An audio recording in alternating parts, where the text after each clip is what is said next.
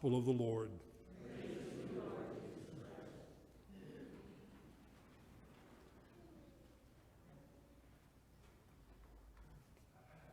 Not long ago, I pulled up a movie on Netflix.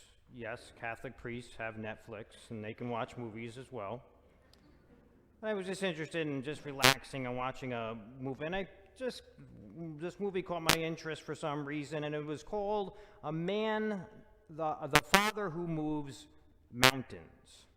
I said, this looks pretty interesting. I put it on, and it was a pretty interesting story. It was about a father who suddenly got a call telling him that they just had a distress call from his son, and then his son and his son's girlfriend could no longer be found. They were missing somewhere in the mountains. And so the father, of course, did his best and got there as quick as possible to help the local rescue team to search for him.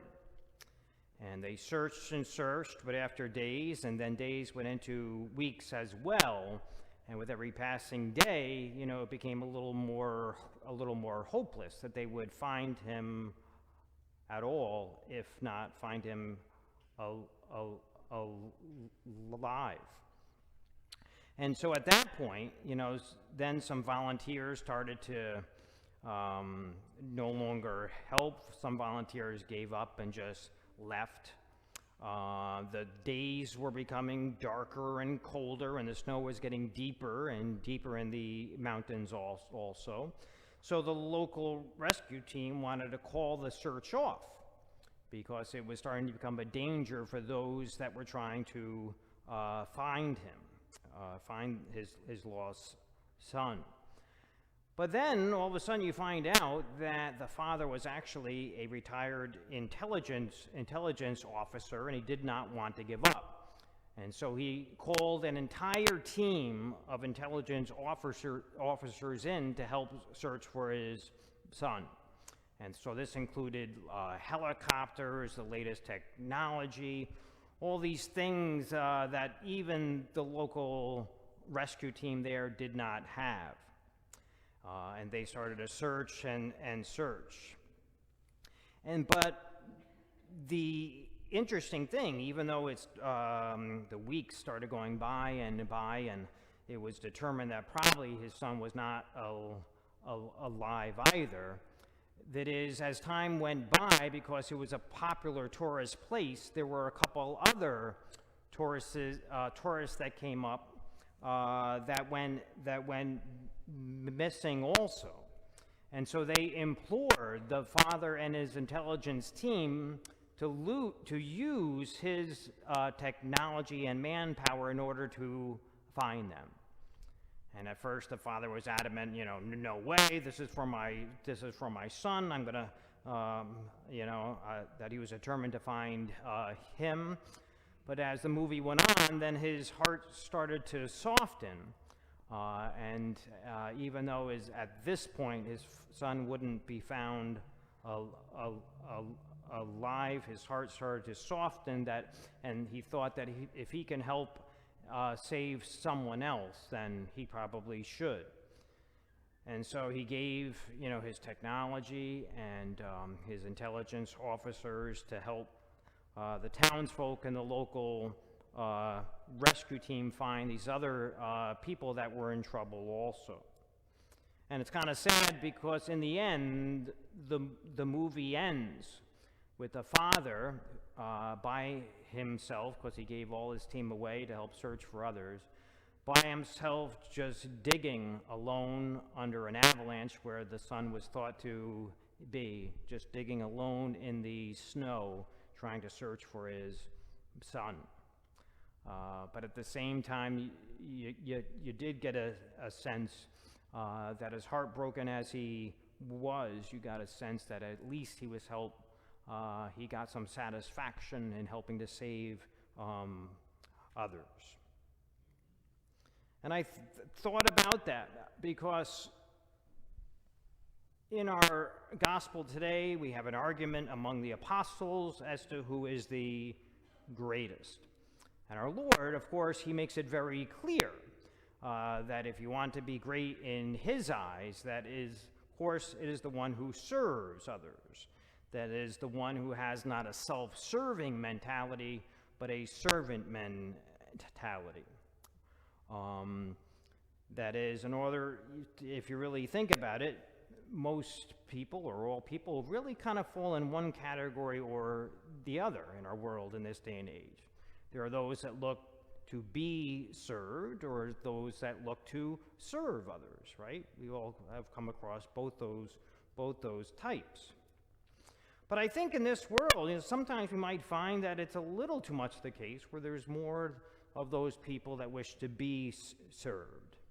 And we've run into them, and if you're that way, or if we run into someone that way, these people tend to be more demanding. They get angry. They are angry over the incompetence of others, impatient over delays, and they get resentful if anything is imposed on them. That is, there are those that wish to be served rather than to serve. But then on the other hand, there are those that very much have that servant mentality, that is the wish to serve others. And these are the people that would certainly, rather than give orders, would rather receive them. They look for opportunities actually to serve others, and they are not resentful if they're imposed upon. That is, they almost seem to thrive on that. For them, life is more give than take. And as I said, we've all run into people that are either a little more on the taker side or on the giver side. And this we could have run into in our work environment, in our neighborhood, in our community. That is, even amongst family and friends also. If we're honest with ourselves, we all have encountered both those types. Even I, in my church life and parish life throughout my priesthood, there are those that give, that are totally selfless, and have big and very generous hearts and give to their parish in all kinds of ways. But then there are those, of course, that seek to just use the church, and the church only becomes important to them or when they need something from it.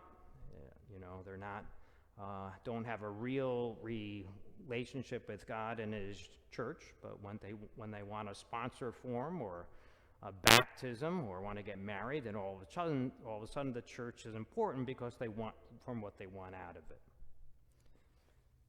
Once I remember I went to go anoint an elderly man at his home who was under hospice care. And he, didn't have long at all, but he still was able to talk. But I went in there, and after talking a little bit to him, he was very at peace. And so I asked him, sometimes I just like to know about the person and why, so I asked him, I said, you seem very, very at peace, very calm, can I ask you why that is? And all he said, well, Father, you know what, I do have to be honest, and I say this in a humble way as well, but when I look back at my life and my time on this earth, I have to say, I gave a lot more than I took. And I thought that was just a beautiful thing, and what a wonderful thing if we all could say that about ourselves, that we gave far more than we took. And to be a servant or have that more servant mentality does not mean, though, that we allow others to walk all over us. We are Christians, and we are not doormats. So we have to be careful of that. That is, even our Lord, stood up for what was right and true, and he didn't let people walk all over him either. That is, for instance, a police officer who does not pull a drunk driver over, certainly isn't serving anyone, or a parent who gives their child anything and everything that they ask for is definitely not a good parent.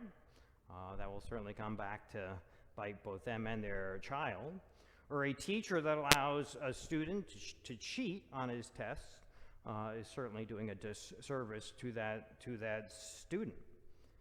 That is, it doesn't mean to be a true servant or have that servant mentality does not mean that we put ourselves at the mercy of others, but rather we put ourselves at the disposal of others who are in need of our help.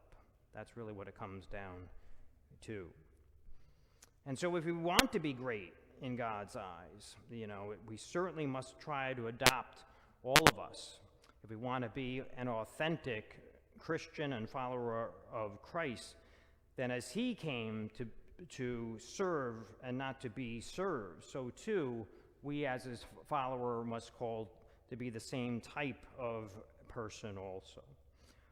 And if we find it hard, if we find it challenging, yes, that is certainly a challenge for us all. But yet, a great key and a great help to adopting more of a servant mentality is to just think about the many blessings, the graces, and the gifts that God has showered down on us. And when we think of how good God has been to us, then it will become that much easier then to take the gifts, the graces, the blessings that God has given us and do our best to share those same gifts, blessings, and graces with others.